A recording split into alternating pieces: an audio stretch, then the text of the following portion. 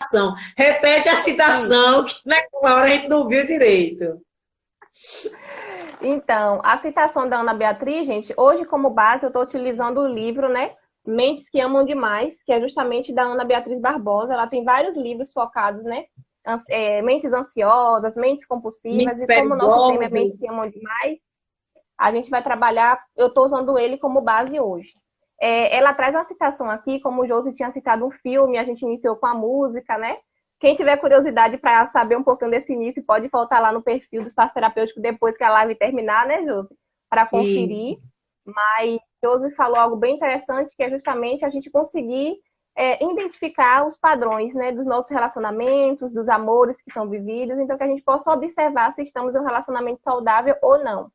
E a Ana Beatriz, ela cita aqui que o amor verdadeiro, ele guarda em si um caráter construtivo e, por ser assim, tem a capacidade de despertar o que há de melhor em nós, tanto para nós mesmos quanto para os demais. Então, o que é que ela quer dizer com isso, né? Que o amor, quando ele é verdadeiro, quando ele é sadio, ele desperta o que há de melhor em nós, a gente tem a vontade de ser melhor, de fazer o melhor, de nos tornarmos pessoas melhores, e a partir disso também a gente contribui para que o outro também se torne alguém melhor. Então, não vai ser algo invasivo, não vai ser algo destrutivo. Eu não vou querer o outro só para mim, que viva só para mim, que esqueça dos amigos, dos familiares. Eu vou saber compartilhar, né? Vamos saber compartilhar juntos, na verdade, os melhores momentos, as melhores coisas que a gente tem e dividir também aquilo que não é tão bom assim. Mas não vai ser uma coisa obrigatória. Não é que você vai viver só para mim, esqueça todos os seus amigos, as suas amigas, esqueça a sua família, agora viva só para mim. Isso não existe, isso sufoca. Não existe quem suporta viver sob uma prisão, né? E geralmente, inclusive, os amores que a gente gosta nas músicas são esses amores que falam de aprisionamento, né? A gente iniciou, inclusive, a live com a música do Jorge Mateus, que chama Propaganda, que se a gente for avaliar o contexto da música, eu gosto de Jorge Mateus, tá, gente? Mas essa música em si, né? é, Ela faz uma propaganda inversa dessa mulher.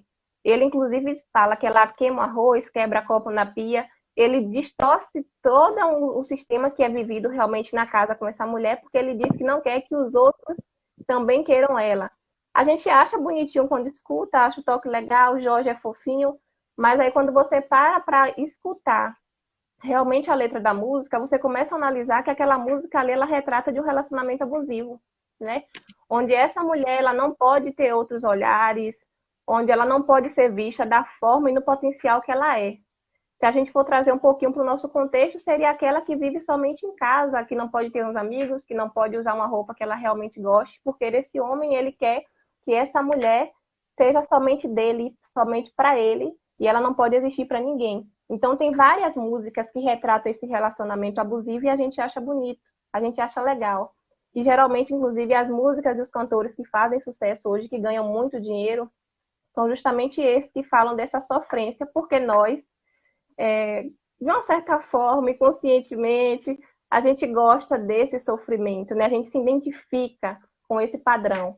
Hoje, inclusive, eu falei com o Josi, já que a gente estava comentando do tema da live, tem uma música do Sorriso Maroto, inclusive eu gosto muito do Sorriso Maroto, mas ele tem uma música que é Sinais Vitais, que o refrão da música, inclusive, ele diz: eu não vou aceitar nosso final. Então, se a gente for e trazer para o contexto, o que é que a gente geralmente defende, né?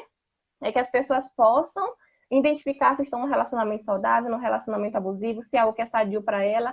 E se chegou em um momento que o outro não quer mais, não sou eu que vou falar, não, você tem que ficar comigo, eu não vou aceitar o final, vou acabar com a sua vida. Não é assim, né? Eles são maravilhosos, amo as letras desses meninos, mas se a gente for, inclusive, analisar essa música, né? Eu não vou aceitar nosso final, o que é que essa música quer dizer? E falando de mentes que amam demais, a gente acaba citando um transtorno de personalidade muito forte quando se fala em relacionamento, que seria o borderline, que inclusive é confundindo um pouco com. É... Ai, agora até me com fugiu. bipolar, bipolar, Isso, com com transtorno transtorno de bipolar, né? bipolaridade. Isso. Mas quando se fala nessa oscilação, né, de sentimentos, é mais focado para o border. Quando a gente fala em personalidade, gente, personalidade o que é, né? é um conjunto de padrões de pensamentos, sentimentos e comportamentos que uma pessoa apresenta ao longo da sua existência. Então, tem uma questão biológica e também tem uma questão cultural, né? Utilizando hoje como base o livro da Ana Beatriz, tá? Então, quando a gente fala no transtorno de personalidade borderline, se a gente for avaliar, todos nós sentimos raiva, medo, agressividade, angústia, Impulsividade. impulsividade, instabilidade, temos medo da rejeição, todos nós sentimos isso. Mas no borderline, essa pessoa ela sente tudo isso de uma forma muito intensa. Inclusive, eu estava até dando uma avaliada aqui, todos nós passamos também pela fase da paixão em um relacionamento que geralmente dura, né, no máximo 2 anos, no máximo. São alguns meses a 2 anos. A pessoa com transtorno de borderline, ela vive essa paixão a vida toda. Imagine o quão sufocante, o quão desgastante não é, porque na paixão a gente não enxerga os defeitos do outro, né? A gente cria um personagem, cria um sujeito perfeito nesse amor romântico e a gente acredita que é daquela forma que eu vejo. Então, mesmo ele ou ela me tratando mal, eu vou achar que é normal, que é legal, que é bacana e vou aceitar vários padrões que ele vem trazendo para mim, inclusive de agressividade ou de coisas que não sejam bons, porque eu considero que aquilo seja normal, porque eu estou apaixonada. E o border, ele vive nessa estabilidade o tempo todo. Decifrando um pouquinho o border, né? Um padrão de estabilidade nas relações interpessoais, na autoimagem dos afetos, com impulsividade acentuada. Então, essa pessoa, ela vive... E uma coisa interessante, né, Carla? Que é assim, né? Que ela até diz assim, né? Os border são hiperativos emocionalmente. Eles não ficam ansiosos e angustiados, eles são ansiosos e angustiados. Eles vivem assim o tempo todo, né? Então, eles vivem no limite, né? Então, isso que quer dizer, né? Essa palavrinha realmente do border, né? E uma coisa, um dado interessante, né? Que é a questão da Associação de Psiquiatria Americana, né? A APA, e a Organização Mundial de Saúde estimulam que 2% da população mundial tenham essa forma de ser, pensar e agir. Apenas no Brasil, o número corresponde a mais de 4 milhões de pessoas, de acordo com os dados do IBGE do ano de 2010. Desse total, 75% são mulheres, numa proporção de 3:1. Isso quer dizer, entre 3 mulheres e cada um homem são acometidos desse transtorno de personalidade, que é o borderline, né? Então, eles são essas pessoas, né, Carla, totalmente volátil, né? Que são aquelas pessoas que estão o tempo todo inconstantes, o tempo inteiro. E tem um medo muito grande do abandono. É uma característica firme do border, né? Então, ele tem, seja esse abandono real ou imaginário, ele tem muito medo de ser abandonado. E por ter esse medo de ser abandonado, ele acaba aceitando relacionamentos que não são tão bons para ele. Ou até mesmo ele também vira essa pessoa que é sufocante, né? Que do nada fica agressivo porque acha que não está tendo a atenção que realmente deveria ter. A instabilidade é muito grande. E sofrem muito por isso. Sofrem demais, né? É como se eles tivessem uma hemorragia emocional, né? Então, é aquela coisa excessiva, descontrolada, né? Porque eles vão ter disfunção emocional, disfunção cognitiva, disfunção comportamental, né? Então, assim, você vai observando que basicamente são essas disfunções. Então, quer dizer, vejam, eles são praticamente totalmente no limite, né? E são intensos demais. Então, tudo é demais, tudo é demais, né?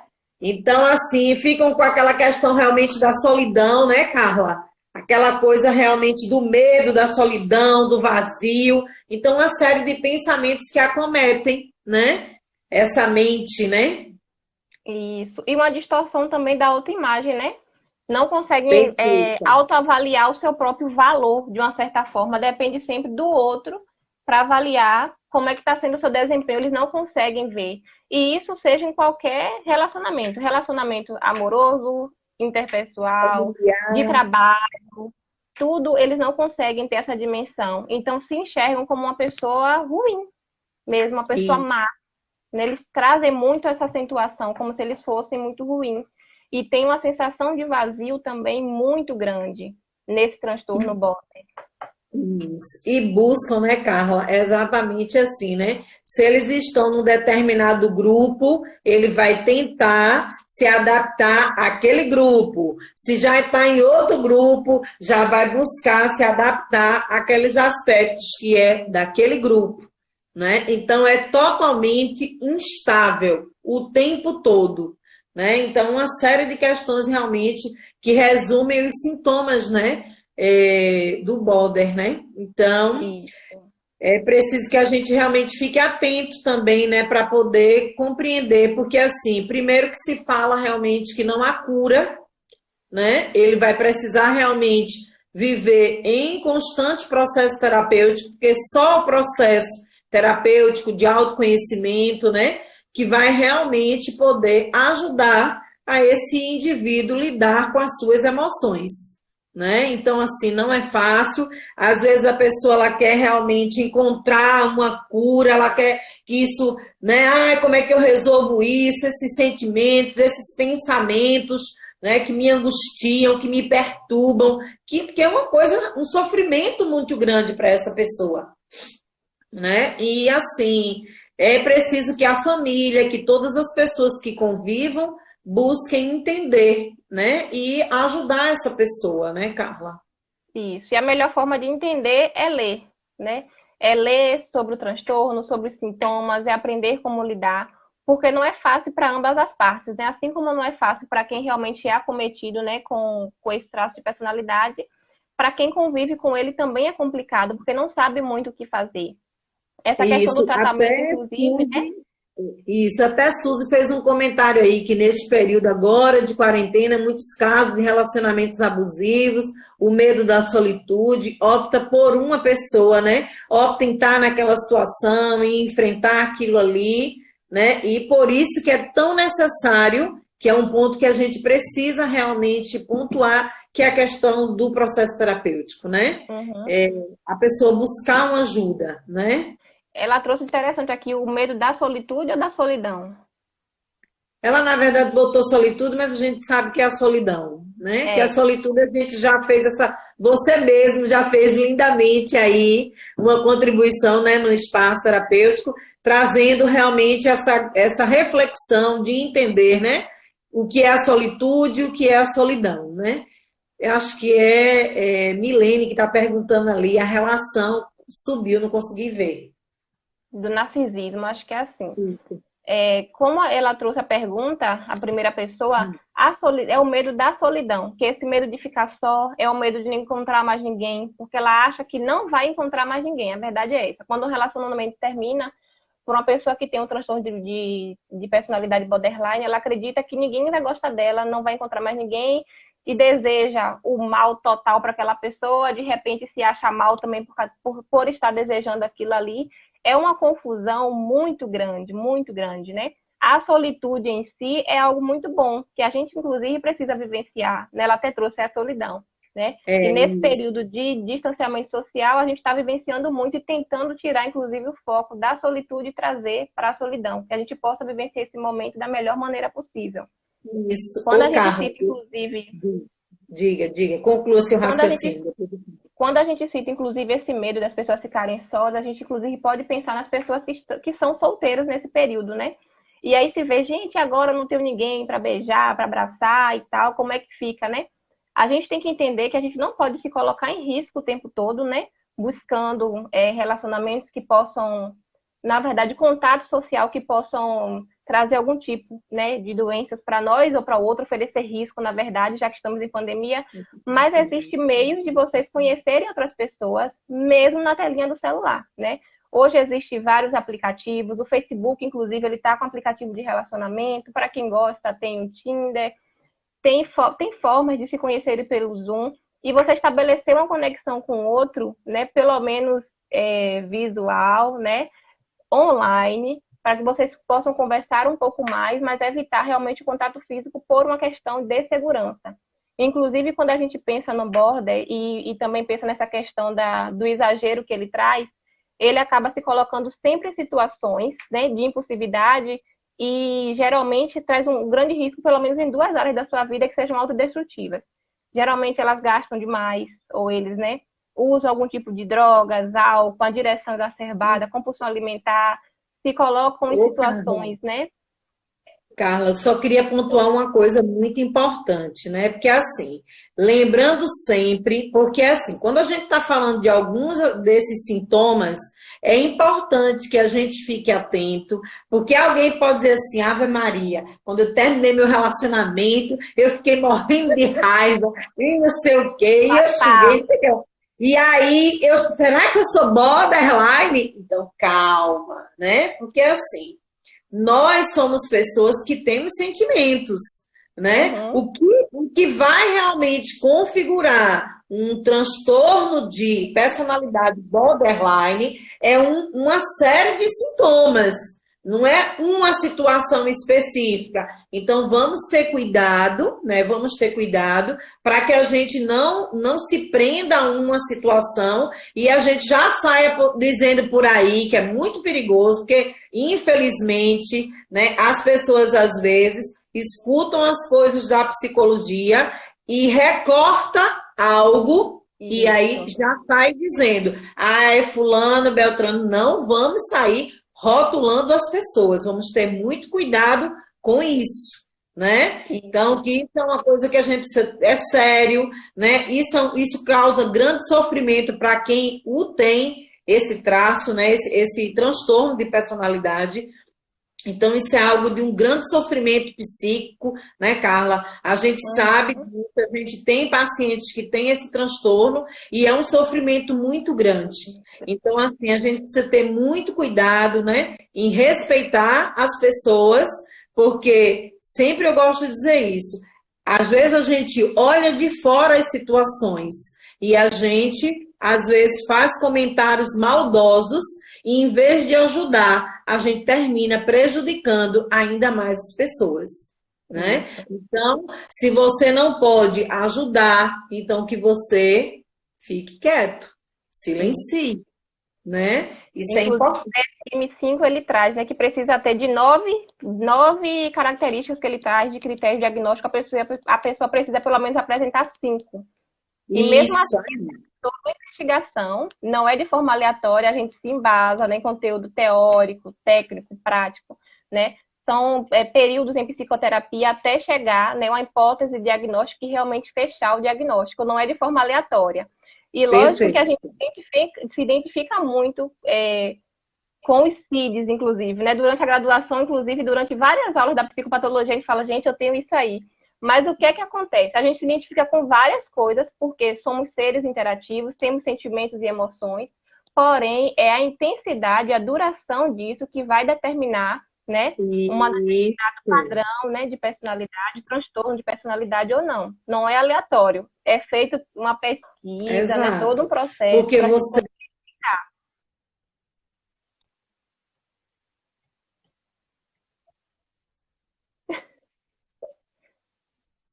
Voltou. Voltamos. Eu estou te ouvindo. A imagem não está muito boa, mas o som está chegando.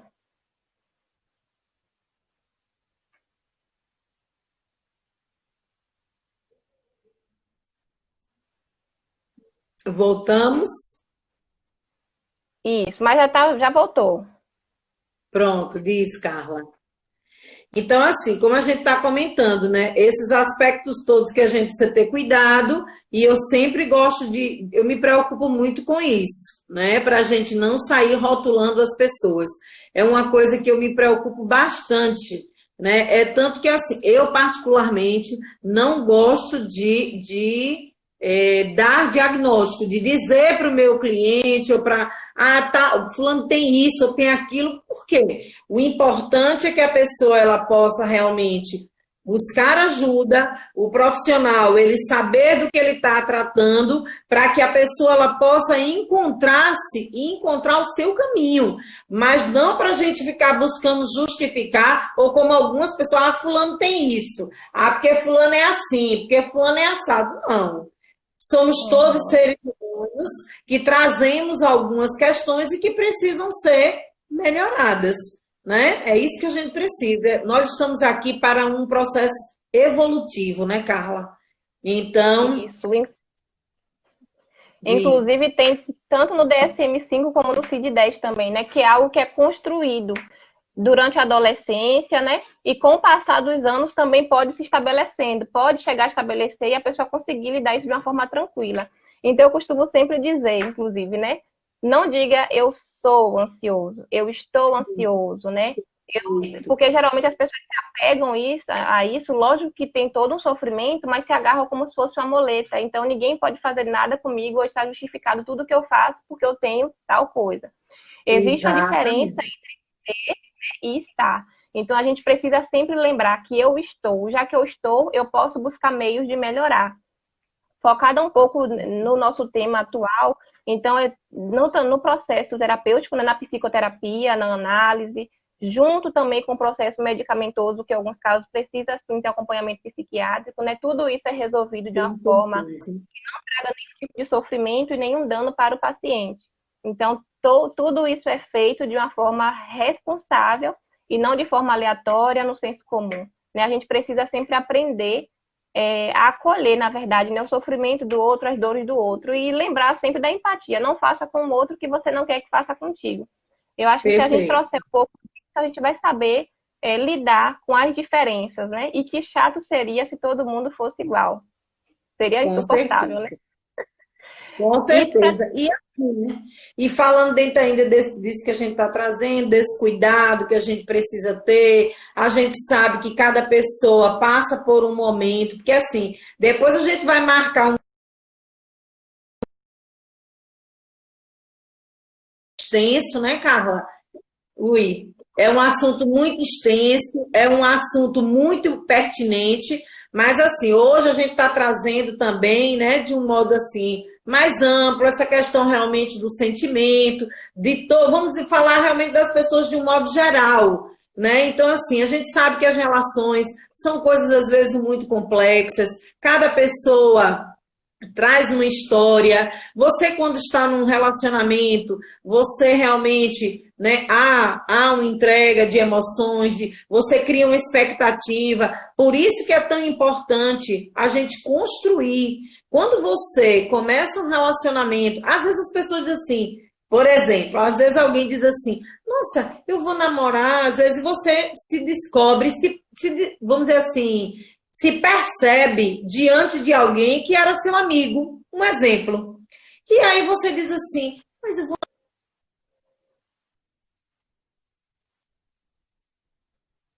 E vai namorar assim. Exatamente. Isso, e assim, e aí vocês vão construir, porque normalmente a gente sempre cria uma ideia daquela paixão avassaladora, daquela coisa, né? Que é uma coisa assim, que, principalmente quando a gente está na adolescência. Aquele amor arrebatador, aquela coisa muito intensa. Mas, às vezes, o relacionamento ele vai acontecer exatamente dentro disso. Você, às vezes, não está numa relação boa, como a gente está trazendo isso. Então, observe, se você está sentindo que algo não está saudável nessa relação, então sai dessa relação, né? Às vezes não é fácil, né? Porque, às vezes, existe uma série de outros fatores que interferem, né? Às vezes, como a gente estava colocando muito bem, Carla trouxe, né, Carla, a questão de que às vezes a gente diz assim, o outro vai me completar. Não. Então, se você está nessa perspectiva, você realmente está se sentindo incompleto. Então, você vai atrair aqueles pontos que, de alguma forma, às vezes, era o que você precisava também estar olhando. Então, se você está numa relação que está difícil ali, o que é que você, de alguma forma, está atraindo nisso? Né? Que aspectos são esses que você está atraindo? Então, é importante começar a perceber para que você possa realmente enxergar as coisas, né? E aí sim você perceber que existem outras coisas acontecendo à sua volta e que às vezes você vai começar a construir uma relação saudável, né? De ajuda, de partilha, de crescimento, dialogando, porque infelizmente a gente não aprendeu a dialogar, a falar do que se sente. Às vezes a gente faz o quê? A gente cria toda uma imagem, né, para aquela pessoa e a gente não se mostra verdadeiramente como a gente é, né? E aí a gente está ali, o outro está olhando para você e criando também mil expectativas. Aí às vezes você faz uma coisa que o outro não gosta e o outro também faz algo que você também não gosta, mas ninguém diz nada, com medo de desagradar um ao outro, né? Então, como é que você quer? Porque eu penso que o nosso objetivo aqui hoje é principalmente levar com que as pessoas, né, Carla, possam perceber que pode sim, e é saudável sim, amar, mas que não é para ser algo que vai ser exaustivo, algo que vai ser uma imposição, né? Ó, não devemos colocar nossa felicidade nas mãos de ninguém. Com certeza, Sandra, muito bem. Porque, na verdade, a felicidade primeiro é um sentimento nosso. Mas se eu estou bem e eu ajudo que o outro também cresça, e eu vou dizendo para o outro, eu gosto disso, eu não gosto disso, e o outro também vai dizer, porque nós somos duas pessoas diferentes, dois seres diferentes, que se atraíram e que se despertaram e se perceberam enquanto homem e mulher, né? Ou dentro da relação que se constrói, né? Sejam hoje como, né? Acontece ou homem com homem, ou mulher com mulher, descobriu dentro dessa relação, então vai dialogar para construir essa relação de uma forma saudável. Mas você precisa dizer que o outro não vai adivinhar o que você está sentindo, né? E muitas vezes a gente se cala, né? A gente se aquieta e a gente deixa. Aí é aquela historinha, né?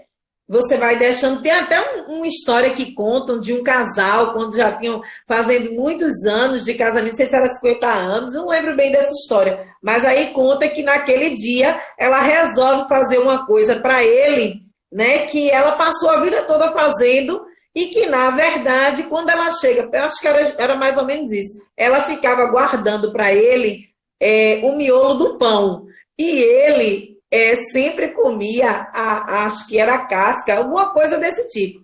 E naquele dia ela quer fazer algo diferente. Aí ele diz para ela assim, nossa, hoje você deixou realmente eu comer o que eu gostava. Mas ela nunca soube, ele nunca disse. Imagine, né? Então, às vezes a pessoa passa tanto tempo junto de alguém e não conhece aquele alguém, né? Porque as pessoas, elas não falam, elas não dialogam, elas não dizem o que gosta e o que não gosta, né? O Isso. Teclado. Você falando isso, sabe, eu lembrei, tem um tempo atrás, ainda que eu fiz uma publicação dizendo assim que o óbvio também precisava ser dito. E isso foi um rebuliço, tanta gente comentou. Porque realmente, às vezes a gente tem aquele, não, ele sabe o que eu quero, o que eu gosto, mas você nunca verbalizou. Então, a gente precisa dizer o que gosta, o que não gosta, o que precisa melhorar ou não, porque senão o outro vai continuar fazendo. É aquela velha frase de que você ensina como quer ser tratado. E realmente, se você não demonstra onde não está bom, o que você não gosta, a pessoa vai continuar achando que está bom para você, né? E é até mais cômodo. Então, a gente precisa, assim, aprender a ter confiança no outro e relatar. E pensando um pouco nisso, sobre esse amor saudável, só para a gente concluir já, né, caminhando para o fim, a Ana Beatriz, inclusive, ela traz aqui, ó, algo que eu achei muito interessante, até grifei, né? Ela botou aqui, ó. O que está em jogo não é a desconstrução do amor, e sim a sua reinvenção e sua ressignificação. Precisamos entender que as relações do amor podem e devem ser duradouras, mas para isso o amor precisa ser trabalhado e cuidado, não como enfadonha obrigação, e sim como um processo em constante movimento, que se mostra apto a se ajustar à transformação que o mundo e as circunstâncias da vida impõem a cada um de nós, né? Então, a gente precisa cuidar, né? A gente precisa trabalhar, a gente precisa ressignificar. Não é uma coisa por obrigação, mas por querer o bem do outro e ao nosso também, a gente precisa estar, assim, buscando melhorar em algumas coisas, entender e pontuar o que é aceitável, o que não é, né? E ir se encaixando e se ajustando. Não é para ser uma coisa líquida, como a gente fala de modernidade líquida, como Bauman traz perfeitamente bem os amores líquidos, né, do nosso mundo atual. A gente precisa entender que é algo que é para ser duradouro, sim, mas que seja com alguém que compartilhe, né, das mesmas ideias que a nossa, que queira o crescimento, queiram crescer juntos e não autodestruir o outro. Como a música inicial, inclusive, essa pessoa estava destruindo a parceira dele. Como é que pode? Que amor é esse onde eu preciso destruir o outro para que eu possa crescer? Então é errado. Tem outra música também que eu até mandei para a Josi, que é do Pichote, que ele fala justamente isso, eu me diminuir para te fazer crescer, me diminuir para caber no seu amor. Se eu preciso me diminuir para caber no amor do outro, alguma coisa não está legal, alguma coisa não está normal. Então, a gente precisa, sim, entender esses processos e ajustar, né? Ajustar o balão para as coisas funcionarem. Carla, qual foi a pergunta que Milene fez? Que ela fez uma pergunta e agora eu não estou lembrando. Ela até perguntou minha pergunta. Eu acho que... Eu não lembro. Foi alguma coisa do narcisismo. Qual é a ligação do border com o narcisismo? Ah, não. Ela botou assim, ó. Porque o narcisista também é inseguro. Como isso afeta a relação? Na verdade, eu não acho o narcisista inseguro, não, viu? É seguro até demais. O narcisista, ele é um cara, ele é inspirado no Narciso, né? Que é aquela pessoa que é, porque o narcisista tem também insegurança. Eu não vejo dessa forma. Eu acho que o narcisista, ele é realmente um cara, né? Que a gente sabe, né? Que tem um traço de personalidade, né?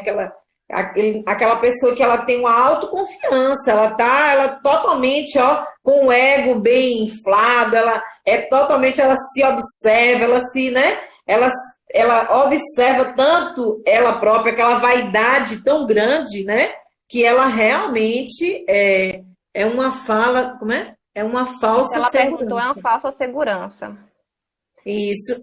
Na verdade, eu não vejo, não, porque os narcisistas que eu conheço, Milene, são pessoas realmente assim, que trazem realmente essa postura de segurança, ela realmente está trazendo esse ego, né, essa autoconfiança, ele não suporta perder. Isso ele sim, que é o dono é a última palavra. O narcisismo, então, inclusive, ele tem a ligação com o mito de Narciso, né?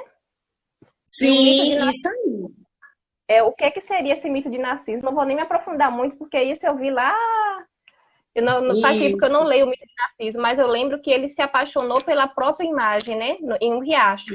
Então, ele achou que não tinha ninguém no mesmo potencial que ele, na mesma altura que ele, na mesma beleza que ele, para acompanhar o padrão dele. Por isso surgiu o mito de Narciso, que ele foi tão seguro ao ponto de achar que nada mais supriria, que não existe ninguém que se encaixaria no amor que ele procurava, porque ele era esse amor por inteiro. E ele acabou, inclusive, me corrija se eu estiver errada, viu, Josi, por favor.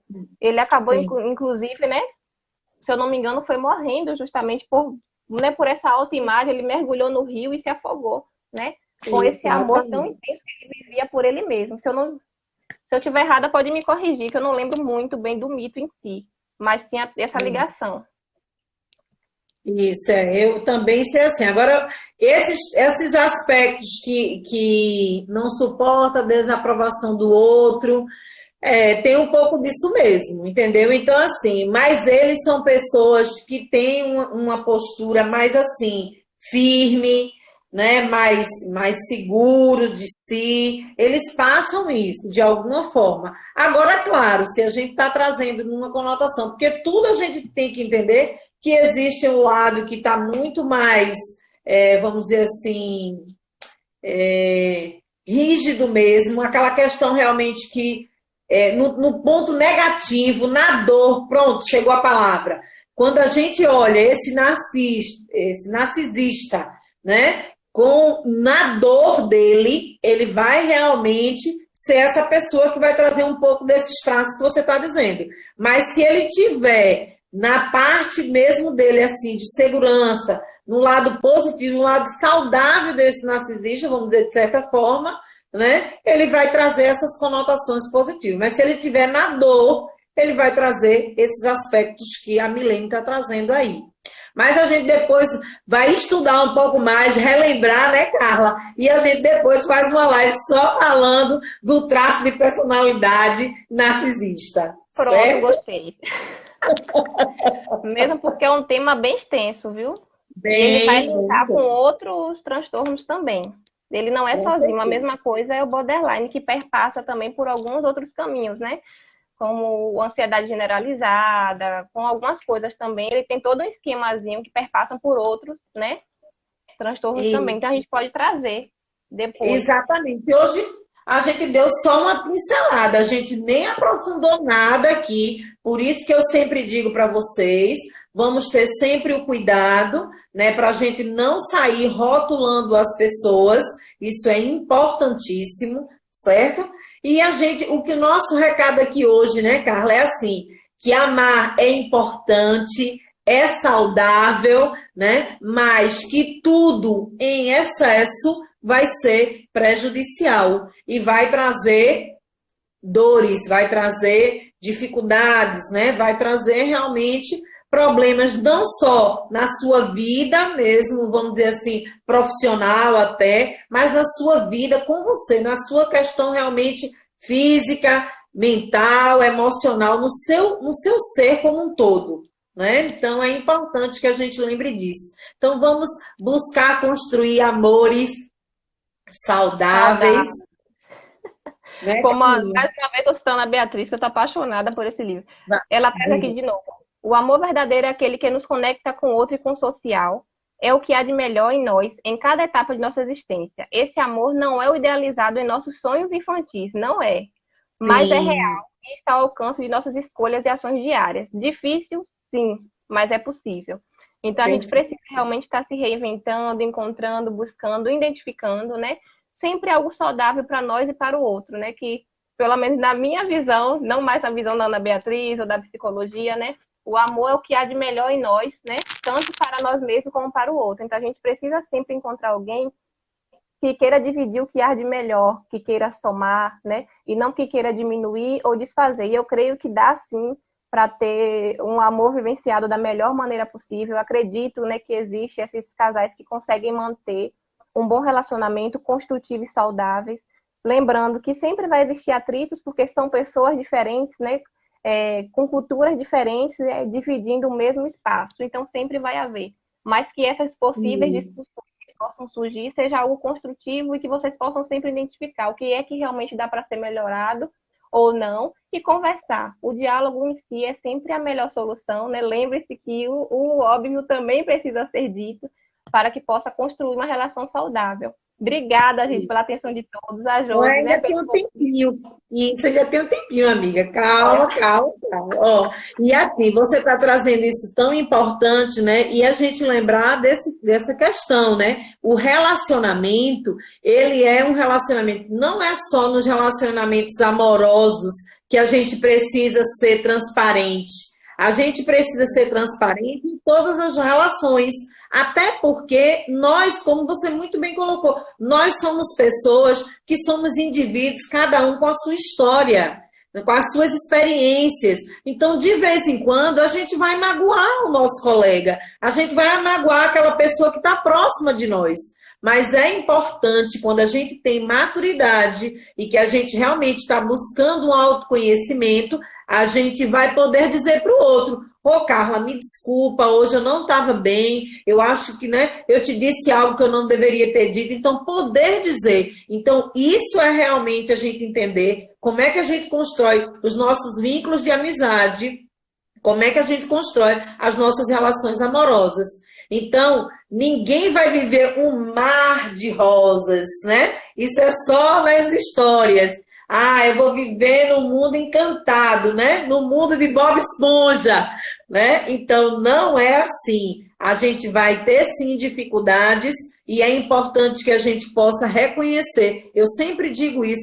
antes de você apontar o erro para o outro, primeiro se reconheça que você errou, né? Porque você está vivendo com outra pessoa. Então, diga para o outro assim, olha, hoje eu não estava legal, me desculpa, eu extrapolei, eu sei que eu disse coisas que não deveria ter dito. Então, é assim que se constrói uma relação saudável. Não é simplesmente dizendo tchau e vai embora. Por isso que eu trouxe o filme da Maldi no início, porque ela traz essa reflexão também. Eles foram construindo. E, às vezes, quando a gente está falando das relações líquidas, é exatamente isso também. A gente entra num relacionamento e aquele relacionamento não está agradável, do jeito que a gente criou a nossa fantasia, as nossas, né, expectativas, e aí não deu certo, eu simplesmente saio e vou para outro.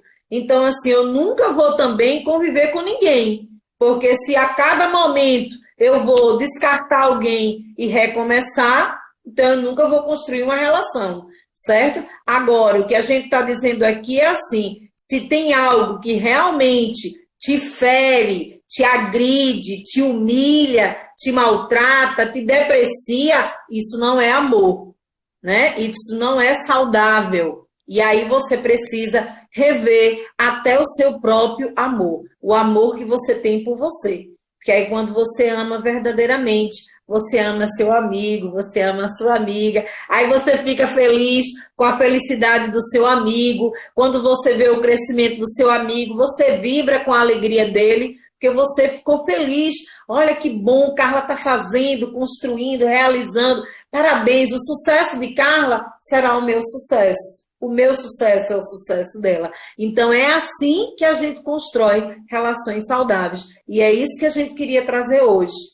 Amar demais não é saudável. Amar na medida certa. Respeitando tua individualidade e respeitando a individualidade do outro. Eu acho que era isso o nosso objetivo. A gente trouxe um pouquinho desses traços, né? E a gente vai depois marcar, porque eu acho que é um assunto muito pertinente, mas a gente vai marcar para trazer, né, Carla? Para a gente aprofundar. Aí sim a gente vai trazer realmente falando, ó, o transtorno, né, de personalidade borderline e tantos outros. A gente pode fazer depois até uma série só dos transtornos, né, Carla? E uma coisa interessante também, gente, é que vocês não peguem tudo como verdade absoluta, né? Porque aqui a gente leu, mas quando passa para vocês já é de acordo com aquilo que a gente entendeu. Então, que vocês sejam curiosos para pesquisar sempre mais e entender o que realmente é verdade, o que não é verdade, ou até que ponto eu já botei muito o meu olhar sobre isso, né? Para que vocês possam entender também sobre o assunto. As lives, ela acontece como uma forma de psicoeducar, né? A gente não está aqui trazendo receita de bolo, nada disso. A gente está trazendo a nossa visão sobre um determinado tema, onde a gente buscou, inclusive eu estou com o CID-10 aberto aqui, o DSM-5, o livro da Ana Beatriz, que eu usei como base.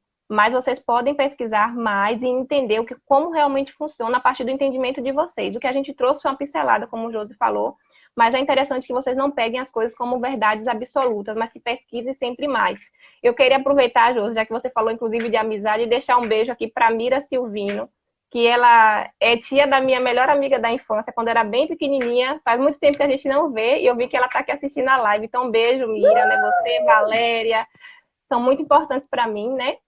E me ajudaram muito na minha infância. Então, são pessoas assim que eu guardo no meu coração. Tem muitos anos que a gente não se vê, mas a internet traz essa possibilidade da gente estar, né, conectadas com pessoas que faz muito tempo que a gente não vê.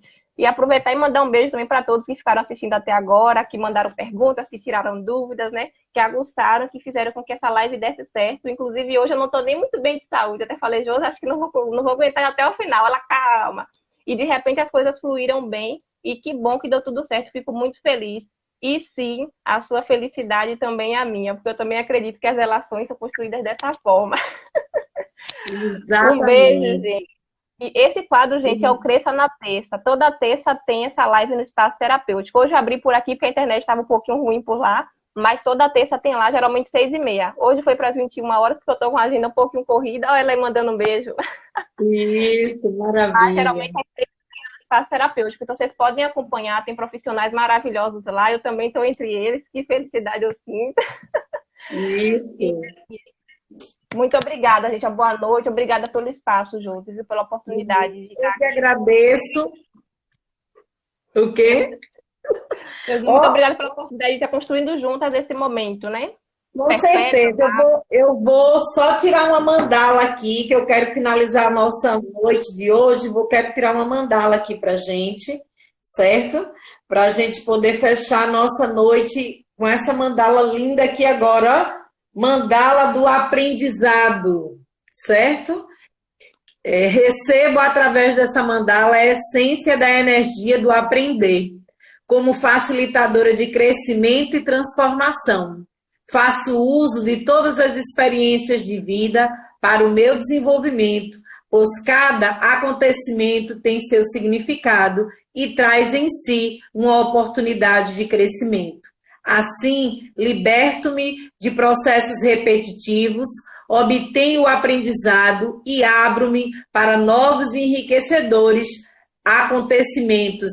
Experimente, vamos experimentar, vamos nos permitir, não é assim? Então, gente, ó, um beijo. E domingo tem domingo com as piques, viu, gente? Isso, hoje então vai ter dança circular. Hã? Para quem não sabe o que é mandala, tu pode explicar o que seria mandala para quem não sabe? Porque tem gente que não ouviu falar sobre. Mandalas, isso, as mandalas, elas são, na verdade, imagens, né? Que vem trazendo aqui para a gente representações. Elas normalmente são em círculo, né? Que vão trabalhar e despertar o nosso inconsciente, certo? Então, elas sempre trazem, né? Essas mandalas daqui mesmo, elas são as mandalas, aqui é um símbolo ancestral e arquétipo que representa o universo e todas as suas energias. Por isso, podemos dizer que ela cria em torno de si um espaço sagrado de poder e proteção. A força e o poder de transformação da mandala são potencializados à medida que você nela se concentra e acrescenta a sua intenção e vontade. Está a alquimia dos símbolos que está presente nessas mandalas, que foram devidamente energizadas de acordo com cada tema durante o processo de criação. Então, aqui são imagens que as pessoas elas vão poder, através do desenho, né? Através da expressão realmente do seu imaginário, vão traduzir isso aqui. Nós já fizemos no espaço terapêutico uma atividade com dança circular e criação de mandalas. E a Milene mesmo fez uma mandala linda. Então, assim, é a sua expressão do seu inconsciente. E aí, essas daqui, elas foram realmente preparadas e foram dadas uma intenção a cada uma delas.